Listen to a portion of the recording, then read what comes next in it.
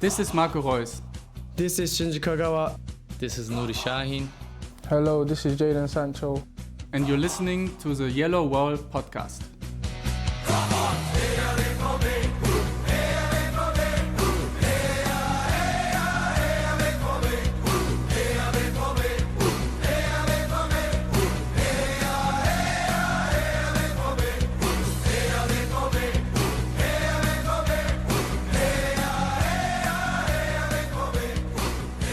Hello and welcome to episode 467 of the Yellowwallpod. I'm your host, Stefan, and today we will talk about Borussia Dortmund playing in the Champions League against PSV. We will also have a quick review of the previous two Bundesliga matches, but I think the main focus is safe to say will be on the Champions League today.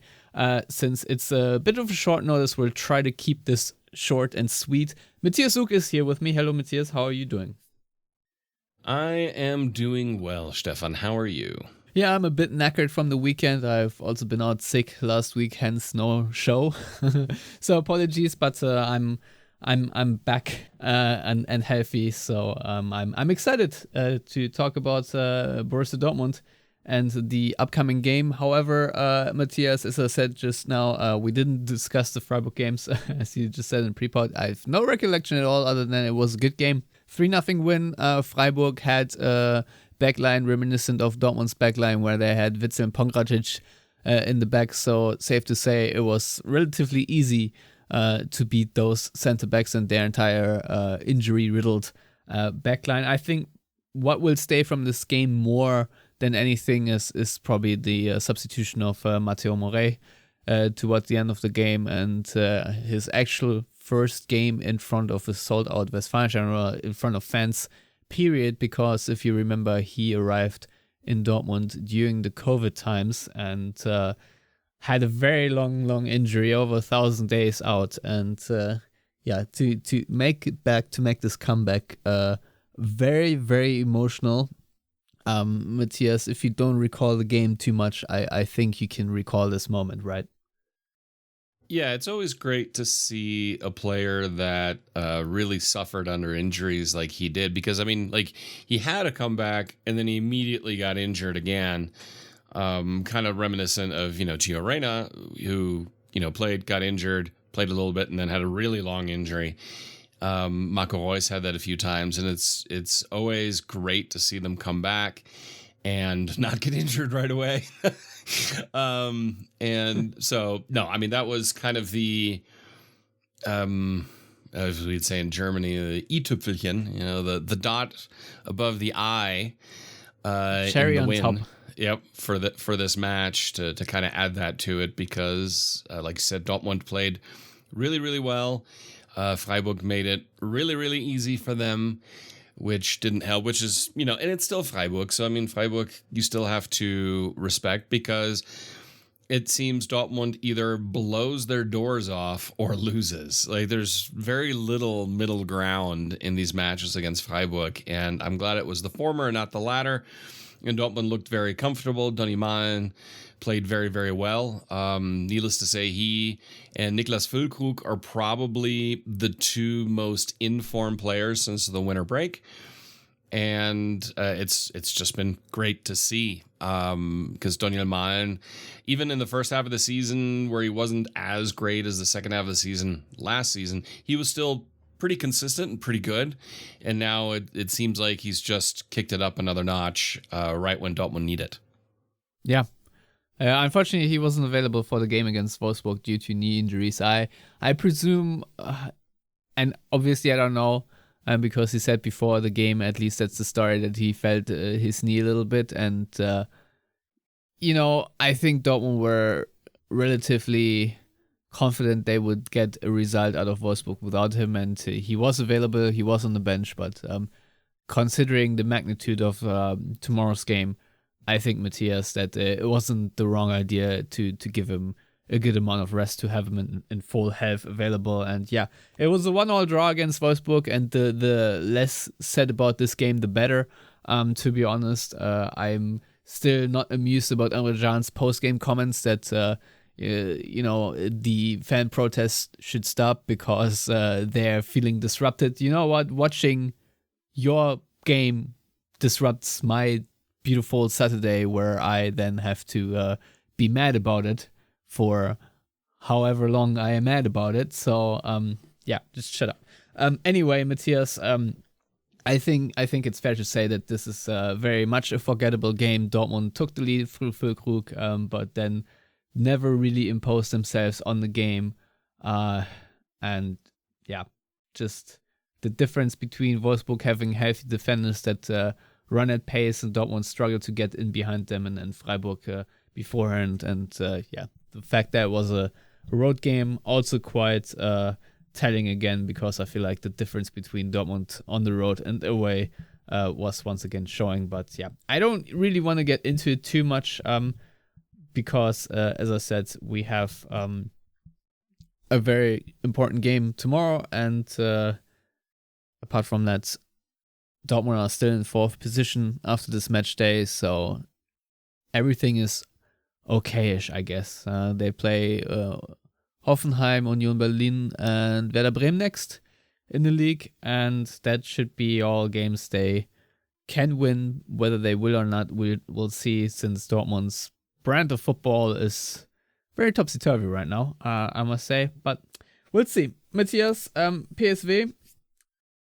when Dortmund got the draw, I think we all were at first happy that Dortmund did qualify first in the proverbial group of death, because it is on paper a somewhat easier draw. However, they are of course the league leaders in the Eredivisie and are also unbeaten so far under the tutelage of old Dortmund favorite Peter Bosch.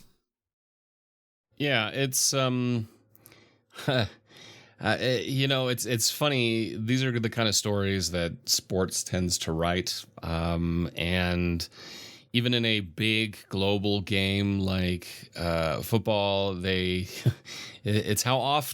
amazing how often clubs and former coaches do end up facing each other, even if they go to a different league. No, PSV are playing very, very well. I haven't watched Eredivisie now in a while, but I try to watch it as much as possible, just because I find it a technically interesting and fun league. And it, from one season to the next, it can be so disruptive. I mean, think about it. At one point, Ajax, everyone thought, are they going to get relegated? Now they're 5th. I wouldn't be surprised if they qualify for Europe. Granted, it would be the Europa Conference League, which would just be kind of hilarious.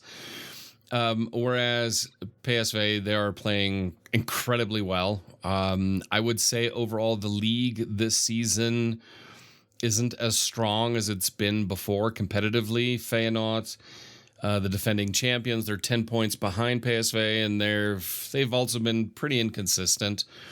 The fact that FC Twente is 3rd, and I really don't like FC Twente because they are club friends with Schalke, so I root against FC Twente as much as humanly possible. The Eredivisie season's very odd, very unpredictable. I mean, Vitesse Arnhem are last, and they're usually playing for Europe. So it's an odd season. That's not to say that PSV don't deserve to be where they are. They are clearly the best team in the Netherlands right now, and they are playing that way. I can't recall. I'd have to look it up how they played in the Champions League. And who was in their group exactly, but first of all, they made it through the qualifying rounds because they beat Sturm Graz, then they beat Rangers. They lost 4-0 to Arsenal, a 2-2 draw against Sevilla. Then they had a draw and a win against Lens and beat Sevilla. Then 3-2 away and a 1-1 draw against Arsenal. So I would say that is a pretty formidable group and a formidable group stage to come out of. Obviously, Sevilla, as per usual, Europa League bound to do their thing. Nevertheless, I would say it is a pretty decent run. Now, what I find very interesting is that in the Eredivisie, they are averaging 3.14 goals per game and are conceding 0.45 goals per game or per 90. And if you compare that with their Champions League run, still impressive, averaging 1.17 goals per game and conceding a little bit more. I think it's 1.67 goals. So they have a negative average, if you will. So that is sort of my hope stat for the day, that PSV's form in Europe not being quite as strong as in their domestic campaign is sort of where I'm clinging onto, because form-wise, it is to me quite obvious that PSV are streaking hard. Meanwhile, Dortmund not so much. Sorry if I interrupted you, by the way. No. I mean, the advantage that Dortmund have is that PSV are coached by Peter Bosz. And Bosz, unlike Niko Kovac, because Niko Kovac had the typical Niko Kovac match against Dortmund, in the sense that, he had Wolfsburg really, they committed 18 fouls. Their main job, they wanted to disrupt any type of build-up and rhythm. They also played an insane amount of long balls. Now, where Bosch's Eindhoven will excel is trying to disrupt Dortmund's build-up through high pressing, but not really through long balls or through, a lot of fouls and just kind of that more negative aspect. I think they'll come at Dortmund very aggressively, completely, and with that, they will leave themselves open without the shadow of a doubt. There will be huge opportunities for Dortmund to exploit PSV in a way that Dortmund would excel. I expect Dortmund with Terzic in this match to come out ceding possession to Eindhoven on purpose. I think they'll just go, we're going to sit a little bit deeper, we're going to sit a little bit back, and we're going to let Eindhoven have the ball a bit more, in the belief that they can then get around the press, and then knowing it's a Peter Bosz side, they can exploit the huge amounts of space that will odds be left behind. And then with the likes of Malen, Sancho, Bynoe-Gittens, players like that, just with the sheer pace, they have Ian Maatsen in there as well. I expect Dortmund to have plenty of counterattacking opportunities. Especially when you have someone like Füllkrug who can then hold up the ball and let those other players run off of him. I think Dortmund will have plenty of opportunities. It's just a question of, can they succeed in their build-up play? Because if they try to build up like they did against Leverkusen, now Leverkusen are better than Eindhoven in my opinion and better coached than Eindhoven, it'll be a very long evening in the Netherlands for Dortmund. But I wouldn't be surprised if Terzic says, no, we're not going to open up gaps behind us, because that's going to be a huge problem just because of the way PSV like to play. Now, granted, Dortmund aren't exactly slow defensively, which helps. But that's kind of the way I see it. I mean, that's how I would probably approach it, knowing that Peter Bosz's sides like to be uber aggressive and leave acres of space that Dortmund are built to exploit. So I think that's the most natural path for Dortmund forward in this one. Well, my main hope is that Dortmund show a similar face they did show in the group stage, because that was very mature Champions League football, just as you would like it from a team that is a regular participant, and that the nerves get to PSV a little bit, to be honest, because it is going to be, as you said, probably just that way, that Dortmund will cede a lot of possession, will be probably line up a very low block, hopefully not the way they played at PSG, but nevertheless, I think that is probably the correct approach, and hopes are definitely that Daniel Malen can shred his former side to pieces, and really exploit the weaknesses that you just mentioned of a Peter Bosz team that we have painfully learned to ourselves. So I'm also excited to learn a bit about this PSV team, because I haven't seen much of them either, and I think that is what makes things so interesting about the Champions League. And so yeah, I'm really looking forward to this game. It's good to know that Daniel Malen is probably going to be available. Now, I was really hoping that Adeyemi, by the time Champions League rolls around, would be fit again, because he, of course, with his speed, is such a weapon, especially on European nights where counter-attacking spaces can be exploited maybe a little bit more. I think that would have been even better. Unfortunately, he also would have been probably the main weapon against Wolfsburg as well. If we had Adeyemi's pace, I think Dortmund would have managed to find a way to score. But that all being said, if I would make one tweak to the lineup, I think I would put Mats Hummels in there instead of Niklas Süle, because you just talked about the build-up, and I think Hummels being probably better now from a long flu that he had. I think he's just better suited than Niklas Süle when it comes to that one pass that can unlock a side like PSV, because Niklas Süle, I don't think he has it quite in him on the regular as Hummels. So that would be my hope and demand, because let's be real, from our midfielders, we don't really expect that. Julian Brandt had a terrible game against Wolfsburg, but I do think that's also down to him being under the weather for quite a while. He said he lost like a pretty significant amount of weight. So that goes to show probably that he was pretty strained and is still trying to regain his form and fitness, and maybe the Wolfsburg game in that regard helped him for the PSG game. But yeah, I don't know who I would drop for Malen, but obviously I think he definitely needs to start. I don't know what your setup is, if it's a 4-3-3 system or if Dortmund stick to the 4-2-3-1, but how would you approach this game? Yeah, I mean, it really depends on what you want to do. If you play a 4-3-3 and you put someone in that 6 spot, you can kind of try to contain a player like Malik Tillman, who's pretty good. He's had a decent amount of assists and goals for PSV this season. Now, obviously, one of the main things is dealing with the physical nature of Luc de Jong. Luc de Jong he's going to be the starting striker. He's scored 19 goals so far for PSV and 8 assists. I mean, that's a lot. That is a lot. And he is an uncomfortable, dirty, mean striker. Actually, the kind of striker I like when defenders go up against, and it's just kind of a physical battle. And I think that's something that someone like Niklas Süle and stuff like that will actually thrive in. Füllkrug,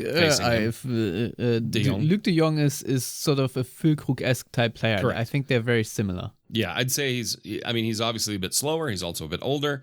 And I think that's the kind of striker that overall, I think someone like Süle will deal with better than if it's like someone coming off of the wings at super pace like a Leroy Sané or somebody like that. Because he's not going to try to break at pace and break the line. That's not his style. But similar to Füllkrug, he has a lot of pace around him with Bakayoko and Lozano. So Lozano is very, very dangerous. Bakayoko, very dangerous when he plays. Teze at right back, very dangerous. Wehrmann is their top assist giver, and he plays kind of in that double pivot.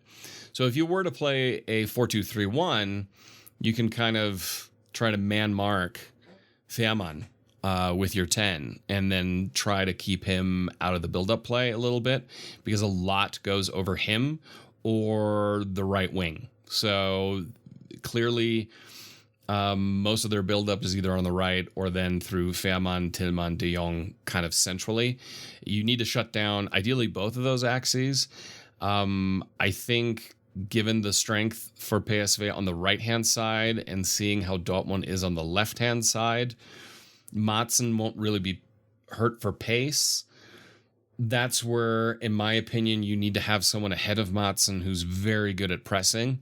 Obviously, in my opinion, that's probably a Marco Reus, but he doesn't have the pace anymore that he used to have. But in terms of tenacity and pressing, he's right up there, and also deals well against the press. That's the other thing you need to have in this lineup against PSV, is that you can deal with the press. Now, I will say that, in my opinion, the by far weakest side for PSV is their left side, because you've got Pepe and Serginho Dest.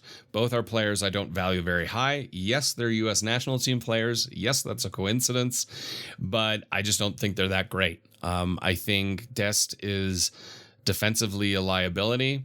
I think Pepe is very streaky. I mean, the fact that he's not very high in goal scoring or assists for them, I think says a lot, but he has started every Champions League match. Same with Serginho Dest.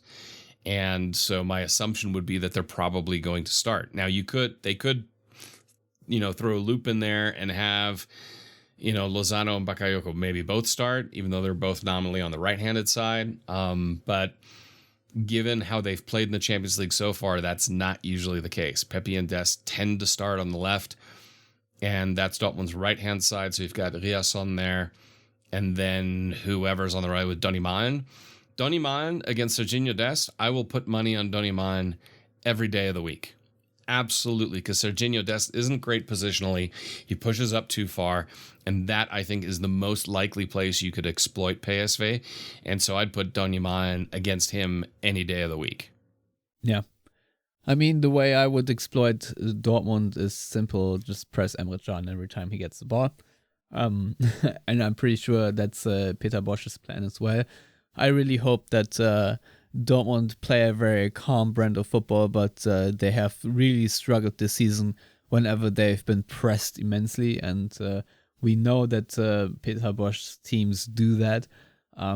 So that is going to be a massive concern, and I'm not looking forward to that aspect. So I really do hope that Dortmund's distribution is good, and my hope is a little bit on Ian Maatsen, that he can be an outlet, whether that means he drifts more into midfield or has switches of play, because that is something very important against teams that press high, that you need to get the ball across to the other side of the field quickly and know where your teammates are. So hopefully, whether it's Daniel Malen or Sancho, whoever is on that position, does that. Now, question, Matthias, would you start Jadon Sancho in this game, or would you bring him off the bench, considering how Sancho performed against Wolfsburg, which was a little bit loose, I want to say, with possession, but nevertheless very threatening together in tandem with Ian Maatsen. Also over the left side, I think that still created the most chances.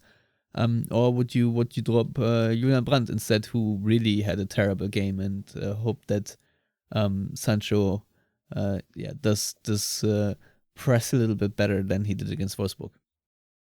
So, I mean, I'd want to see Brandt start no matter what, but I'd want him centrally, just because Dortmund need a creative outlet to play the types of balls that you're talking about, quick switches to the other side. And I think Brandt is one of Dortmund's best players to be able to do that accurately, consistently.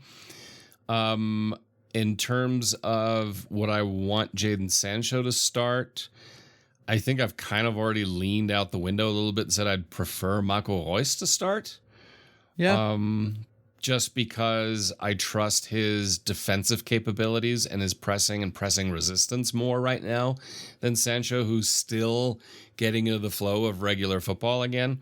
So I think if you have Jadon Sancho come off the bench, more rested, that's as a change of pace to bring him in for Reus or Daniel Malen, and then you have Jamie Bynoe-Gittens coming off the bench as well in that type of change of pace. That's really where, in my opinion, Dortmund can then outshine PSV, is their depth in those key attacking positions. So personally, I'd prefer to see Marco Reus start, but I wouldn't be surprised if Jadon Sancho starts on the bench. Yeah, I think that's very, very important to point out, that either way, I think Dortmund will have good substitutes that can decide the game in the last 20, 25 minutes or so. It would help if we have maybe a more attacking substitution, if possible, and not a Shan like in the Wolfsburg game, which did not call for it at all. But yeah, Matthias, that is what I'm thinking too. Now we should probably also mention, especially for people who don't watch Dortmund as frequently, that Sebastian Aller, after winning the Africa Cup, or while winning the Africa Cup, once again tweaked his ankle and will be out for several weeks, which is why we're here talking more about Füllkrug and Moukoko and not Aller, because as beautiful as it was, him winning the Africa Cup, and I think he really needed that, also mentally needed that after what happened last season in Dortmund. And just in general, I mean, beautiful moments, and I'm just really happy that he was able to win this tournament with his goal contributions. Just an amazing story, but unfortunately he is not going to be able to thrive off that momentum and plug it into Dortmund just yet because of this very annoying injury. So unfortunately, I think that is a big miss. However, as we said before, Füllkrug is in excellent form right now, and so I hope that he does a really good job. And otherwise, I think things are pretty set as far as Dortmund go. I don't think there are too many variables. The only question is how lucky their finishing is, because that is obviously very important in the Champions League, that you have to be clinical in front of goal. But so far in the Champions League campaign, I want to say that Dortmund have done this quite well. So at least from that point of view, I'm optimistic. And now I think it's time to talk a little bit about the importance of this game, because I think Bild wrote it that if Dortmund reach the quarterfinals, they will be guaranteed 10.6 million euros from UEFA. The pot will obviously increase if RB Leipzig can advance against Real Madrid. And I'm not a betting man, but it's looking good. Leipzig did lose the first game, were screwed over by refereeing there a little bit as well. But, as long as Dortmund aren't screwed over, I don't really care, since Leipzig in itself is an inception of cheating. So they can just fuck right off. And on top of that, Matthias, we haven't really discussed it yet, but there's a good chance that if Dortmund make the next round, make the quarterfinals, they could participate in the 2025 Club World Cup, which of course has a new format. It's been expanded to 32 teams and is a bit of a World Cup setting or format like the usual World Cup used to be before that had been expanded. And we have several groups and several countries, and obviously the UEFA has the most slots. I think they have like 12 slots or so. But yeah, there is going to be a bigger tournament with the biggest teams from all continents. And I see this as a big money grab on the one hand, obviously, but on the other hand, Matthias, first of all, I want Dortmund to profit from that money grab. But on the other hand, I'm actually really excited about this mode of the Club World Cup, because Dortmund, of course, did win the Club World Cup in 1997 or 1998, depending. I think it was 98, right? Against Cruzeiro in the in Tokyo. Just amazing times. Matthias, like I said, I'm all for this competition because I really like seeing different teams go against each other from different continents, and the more the merrier, to be honest. What's your opinion of this format? Yeah, I mean, it's conflicting for me because on the one hand, it's just, like you said, it's a money grab. It's more matches for players to play. Thus, you are, shortening careers again further, just because there are only so many miles you can put on those tires. That being said, I think having a 32-team format that includes more clubs, especially from South America, And then Europe in particular, a few from Asia, a few from Africa maybe. And then, I don't really care about North America, ironically. Maybe you can bring in Monterrey and that would be fun. But I could care less about an MLS team making it. The format itself, it'll be more interesting. It'll be more engaging because right now the Club World Cup is kind of it tends to happen in the middle of the night, no matter apparently where you live in the world. And you just see it like on an app or something. Oh, this team won. Cool. I mean, I remember when Dortmund won it back in the 90s, and you were actually able to watch it, but the hours were absolutely horrendous. Well, it happened in Japan. Yeah, so, in yes. Japan in the evening. So it was just because for decades it was in Tokyo, which is just an interesting venue to pick for basically South American and European clubs to face off against each other. Like making nobody happy. So it was always kind of like, oh yeah, this team won it. I feel like it used to mean a lot more. Then it's kind of tapered off. It's just another trophy without much meaning. I think this adds some meaning to it, some prestige, add some more money to it, so it means more to clubs and players in that aspect. On paper, Dortmund's win in the Club World Cup is Dortmund's biggest win in club history, right? In theory, yes. Yeah. But I don't think anybody would argue that the Champions League victory is the biggest win, and then probably the European Cup Winners' Cup after that, just because of what it meant for the club and where the club were at that point in the 60s. So, the Club World Cup, cool. Won it, awesome. Cruzeiro were great. I mean, Brazilian football in the 90s was just amazing. So that was cool. It was a cool factor rather than something, you're going to walk around and make fan hymns and chants about. Whereas Champions League and stuff like that is a little bit different or significantly different. Now, doing it in this format, I think fans will care more. They'll be more interested because you'll draw in more fans that way versus just from one European club and one South American club and an Asian club and an African. I think expanding like this is probably the right thing. I like it. I prefer this over them having bloated the Euros and the World Cup and adding the Nations League. I find more interesting than what they did with those national team tournaments. Yeah, so it would go down in the United States between June 15th and July 13th.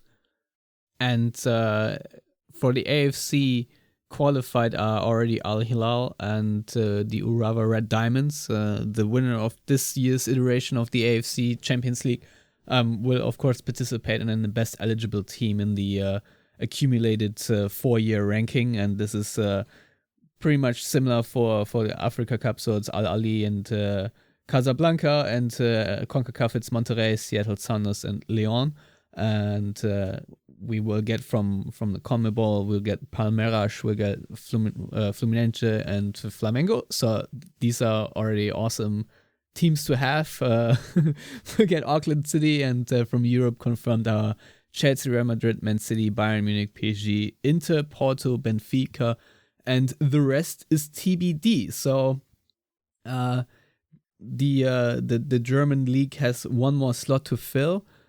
Based on the 4-year coefficient, and it is looking good that Dortmund will snag that spot. So, I think it's a very consequential game tomorrow for Dortmund and their future. So, hence this podcast, and obviously the influx of money if Dortmund make it past PSV will be huge. So, just from that standpoint, whether Dortmund will have a good transfer window next summer will obviously also massively depend on whether they re-qualify for the Champions League or not. But I would say that a lot of money will be earned or lost in this particular game. And just from that standpoint alone, it is nice. And let's be real, the Bundesliga season is not the most exciting one from a Dortmund perspective. So if we can make a Champions League run somehow, that will be awesome. And on paper, Dortmund have a good team if everyone is healthy and can make a bit of a run.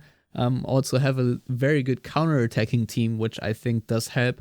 And as proven previous in this group stage, they know what they're doing in the Champions League. Obviously needs to be proven again tomorrow, but overall I'm quite optimistic for now and hopeful that Dortmund actually can reinvigorate their very empty pockets that they still have from the pandemic, etc. So yeah, that's all from me, Matthias, if you have anything to add. No, I mean, I agree with you. And, I just was looking at the Bundesliga table right now. I mean, overall, the Bundesliga this season, it's interesting. We're 17 points off the lead. Yeah. That's a lot of points. Dortmund that's a lot. I mean, they're not going to become champions. I think if you look at the table right now, I think the 3 teams in the bottom 3 are going to be the 3 teams in the bottom 3 after 34 match days between Köln, Mainz, and Darmstadt. It's just going to be a question of probably between Köln and Mainz, who joins Darmstadt and being directly relegated. I don't think anybody else will slip into that. I feel pretty confident in Frankfurt finishing 6th. Bremen are up right now, but I think they're going to drop. Freiburg have been inconsistent, as has everybody else behind that. I think the only real battle is for 3rd, 4th Champions League. I think Stuttgart will have a few more slip-ups, so it's going to be Stuttgart, Dortmund, Leipzig there. And believe it or not, I think Leverkusen are going to win the Bundesliga this season. Given how consistently good they are and gathering points, and Bayern have now lost 3 matches in a row, 2 in the league. Granted, 1 in the Champions League. Yeah, I know, but still, 3 in a row losses for Bayern, that's like losing 20 in a row. We were kind of messaging about this over the weekend, and I always thought, Tuchel is going to be 3 years at Bayern, because after 3 years at the latest, clubs tend to get tired of his shit. And so do players. I mean, personally, I think after the summer, he's no longer employed at Bayern München. I was going to ask you, Dortmund faced them on March 30th. Do you think that Thomas Tuchel is then still on the coaching bench at Bayern? I think so. I mean, I saw an article today in Kicker where they talked about, one of the reasons why Tuchel is even still a manager now is because there are no options. Who are you going to replace him with? That actually would be a good coach. There's nobody out there right now. I would love for them to bring Hansi Flick back, because I just think that would be hilarious. But they're not going to do that. Don't they have Nagelsmann still on the books, theoretically? They're still paying pretty much everybody. I think Ottmar Hitzfeld is still available. But Jupp Heynckes is questionable. Yeah. Well, not Carlo Ancelotti. So, no, I think I personally believe this is Leverkusen's season to finally win the Bundesliga. As a Tottenham fan, how annoying is it that everyone makes fun of the Spurs curse with Harry Kane going to Bayern? I mean, that's kind of bull crap. They brought in Eric Dyer. There's your Spurs curse. I think they are. No, it has nothing to do with that. I think they're basically paying the price for the Salihamidzic Khan era and kind of the tail end of the Hoeneß Rummenigge era, where long-term recruitment just wasn't good. They've brought in some good individual players, but there's just no cohesion there. I think if Bayern would stick it out with Tuchel, and he would be able to have influence on recruitment, I think they would do well, personally. But I just don't see them having the patience to do that. And we can't forget that Tuchel is an extremely grating personality who wears players down. Mourinho kind of has that too, but Mourinho in every club he's been, he's also had those players that would just like take a bullet for the man. I don't think there's anybody who will say that about Thomas Tuchel. Ever, because he just tends to annoy everybody. And so if there was a better alternative on the market, I think Thomas Tuchel would have lasted 14 months at Bayern, and that's that. As it is, I think they're going to, unless, of course, things really go off the rails now. Personally, if Bayern are halfway intelligent, they will stop starting Upamecano, because that guy's just been costing them points after points after points. And he was already that problematic at Leipzig. But they also have a thin squad, a very good squad, but it's very thin, especially defensively. And they've also been dealing with injuries. But I think the Bundesliga is, aside from one or two little battles here, I'd say the 3, 4, 5, and then, he finished 16th or 17th. Aside from that, the Bundesliga is going to be pretty ho-hum this season. They're going to be fun matches to watch, but as far as the table goes, it's not really going to be super exciting, in my opinion, because I don't see Leverkusen just dumping points now. No, probably not. It needs to be a real epic collapse for Leverkusen to lose this championship race, but you never know. Things can tighten up. It is Leverkusen. It is Leverkusen. But Xabi Alonso, I think, isn't a typical Leverkusen coach. So that is correct. And they have, with players like Granit Xhaka in there, I don't foresee that happening. Well, what I also find interesting is, just speaking of Xabi Alonso, where he ends up next. Obviously, his long-term future is not at Leverkusen. And so is it going to be Bayern, or is it going to be Liverpool? I'm not too sure what Real Madrid are doing, but... Well, Real Madrid extended with Ancelotti. So, exactly. He's going to be at least around another season. The fact that Liverpool will be available this summer, and odds are Bayern will be available this summer. Trust you me, if Bayern would have a chance of getting Xabi Alonso after the season, they will 100% fire Tuchel. I mean, they will not hesitate. And then I wouldn't be surprised if Tuchel ends up in Anfield, personally. Wow. I wouldn't be shocked if that happens. Succeeding club yet again.